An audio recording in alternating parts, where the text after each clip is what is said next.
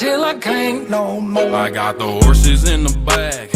Horse stock is a tag. Hi everyone and welcome to Podcast 36. Today's video will be talking about the future plans which was in store for spectacular Spider-Man before its unfortunate cancellation. These plans were from Greg Weisman, Ask Me posts where he was answering fan questions, and his IGN interviews. Greg Weisman, as mentioned in my previous video, was one of the executive producers of the show. All of that information was gathered by the blog called Remarkage, so I'll be linking the blog in the description below if you want to read the whole blog for yourself. But now let's talk about the plans. Spider traces would have been introduced. How Spider-Man's web shooters were invented would have eventually been revealed in a major storyline. Weisman would have liked to introduce the Spider-Mobile in season 3 or 4. Weisman had plans for Peter's parents. Flash Thompson would have been developed further. Peter and Flash's boxing match from The Amazing Spider-Man issue 8 is something Weisman would have liked to adapt. Betty Brant's and Ned Lee's relationship would have been important in season 3, as we know that in the comics they eventually married. Kirk Collins would have been in Florida working on a cure for Elektra in season 3. A planned direct-to-DVD spring break movie would have been set in Florida. Black Cat,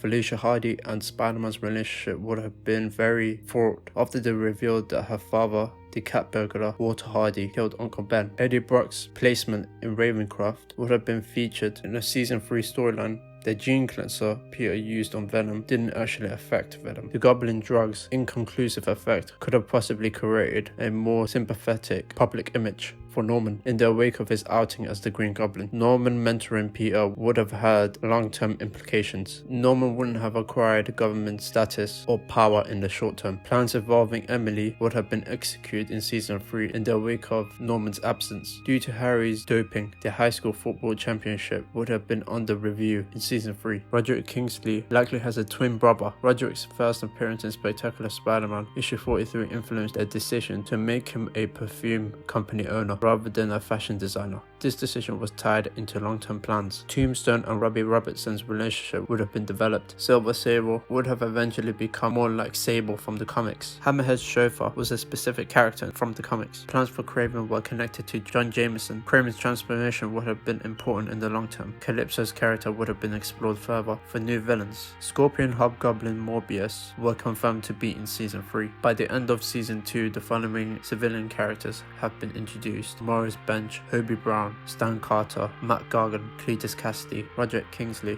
Miles Warren. In the comic book source material, these characters respectively take on the alter egos of Hydro Man, the Prowler, Sin Eater, Scorpion, Carnage, Hobgoblin, and the Jackal, respectively. When asked what villains would eventually appear, Weisman has said that some are obvious given the fact that they eventually was introduced, the fact that we had already introduced them in civilian identities, and given the series' propensity for faithfulness to the comics, it's not a stretch to imagine. When regarding Miles Warren, Weisman has said that somebody asked me about clones and stuff at Comic-Con at our panel, and I'll just say what I think is pretty obvious, which is that we brought Miles in. If we brought Miles in, I don't do anything by accident, and without going into any details or specifics, if we brought Miles in, then we have plans for Miles, long-term plans. What those plans are is obviously influence what Miles does in the comics. And regarding Miles Warren and Cletus Cassidy, a fan asked if they had plans to explore the Ben Reilly storyline. While we got Miles Warren, Weisman smirked. We didn't put him there for nothing. Weisman gave a similar answer to a fan who asked about the appearance of Carnage, while we put Cletus Cassidy in. So regarding Stan Carter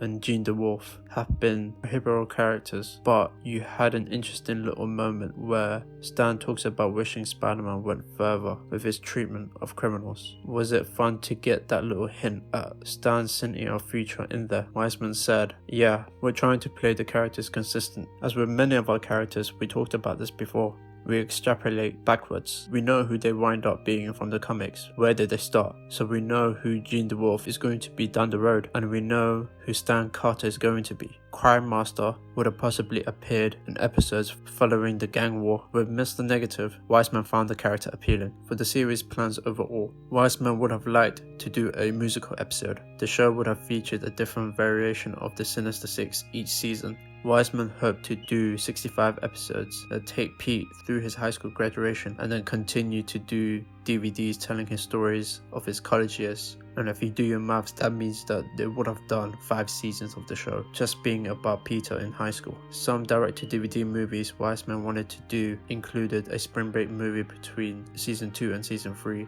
set in Florida, as well as movies between season 3 and season 4 and between season 4 and season 5. If the movies weren't approved, those stories would have been either incorporated into the high school seasons or additional seasons, and eventually Mary Jane and Peter Parker would have been married. I know what all of you guys are thinking right now at the fact that even though they had all those things planned out from the beginning, what it seems like from the beginning anyway, that they would have created something special, which is unfortunate, and the fact that it was cancelled pretty much makes everyone upset, because not only was it a great show as I said before, but it also faithfully adapted a lot of Spider-Man's characters and lore. The fact that we may never be able to get a show like that again. However, it is good that we have other pretty great adaptations of Spider-Man now, but to me and to many other people, Spectacular Spider-Man will always have a place in our hearts. But I want to leave it to you guys. Which plans was pretty much your favorite to hear? Do you think we will ever get a show like Spectacular Spider-Man? Let me know in the comments down below. Follow me on Instagram and Twitter. If you enjoyed this video, please give it a like and one more subscribe